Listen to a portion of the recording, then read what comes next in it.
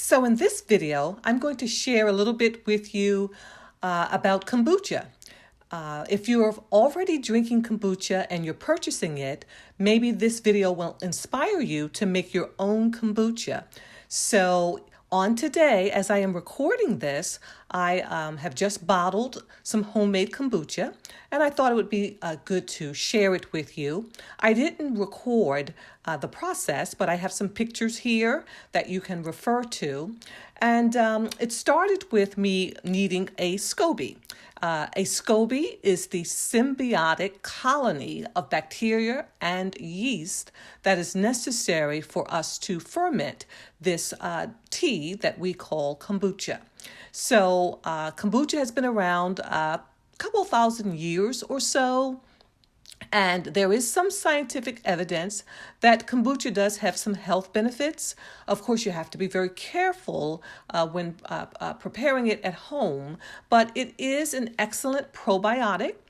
It's an antioxidant. It contains many B vitamins. It's good for digestion. And it's good for the immune system. There are many other health benefits, but those are just a few. So the process, it takes some time just because there's that time that's required for the fermentation. But all in all, it's a pretty straightforward process. Of course, anything that you're doing for the first time, it's going to take more of your energy and more of your focus and more of your intention. But as you become very used to the process, then I believe you'll get more comfortable with it.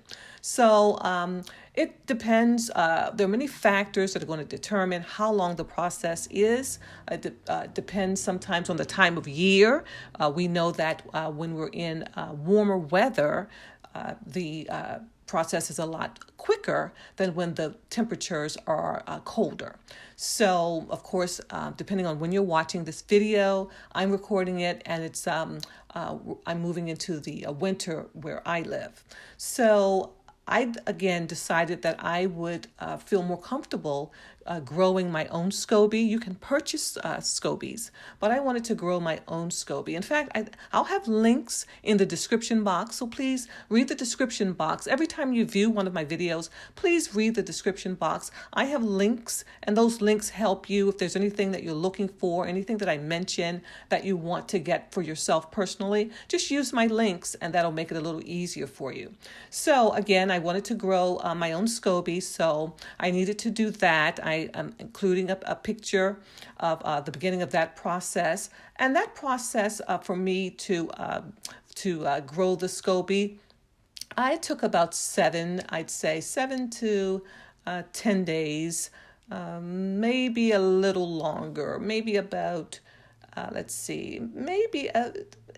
it can take up to about 2 or so weeks. So again, you just check on it. It's going to depend on how strong you prefer your kombucha, how sweet. There are factors. And again, as you research this more and you get comfortable with the process, you'll determine what works best for you. So after the Scoby had grown, then it was time to use the Scoby to begin to brew, to ferment my batch.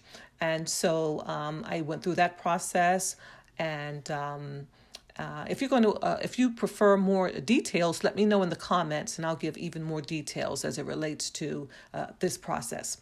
And so so I used that Scoby that I had grown, and I went ahead and started my fermentation brew for the kombucha.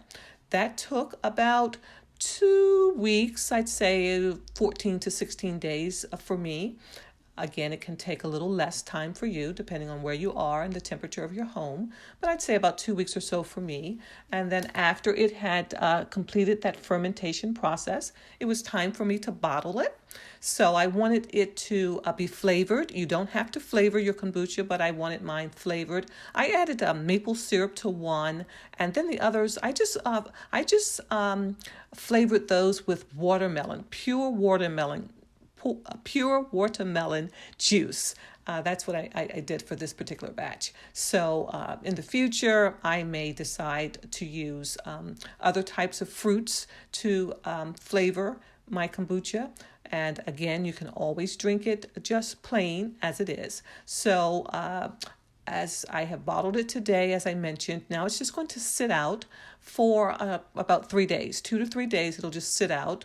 And then after it sits out, I'll then refrigerate it. And then after I refrigerate it for a couple of days, then it will be ready for me and my husband to enjoy. So if you have any questions, please leave those questions in the comments section. And especially if you decide to do this, I would just look forward to hearing if you're going to start this process for yourself. It will save you money.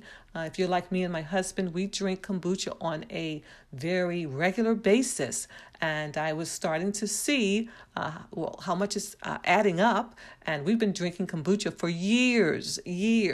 And he drinks more kombucha than I do. So I finally thought, it's time to really begin to have this kombucha made at home on a regular basis. And so if you're like me and that's something you want to do, then I hope I've inspired you in this video. Look forward to hearing from you. Give me a thumbs up if you liked it, and share it. And I look forward to the next time that I come back to you to inspire you and motivate you to live your highest life. All right. God bless.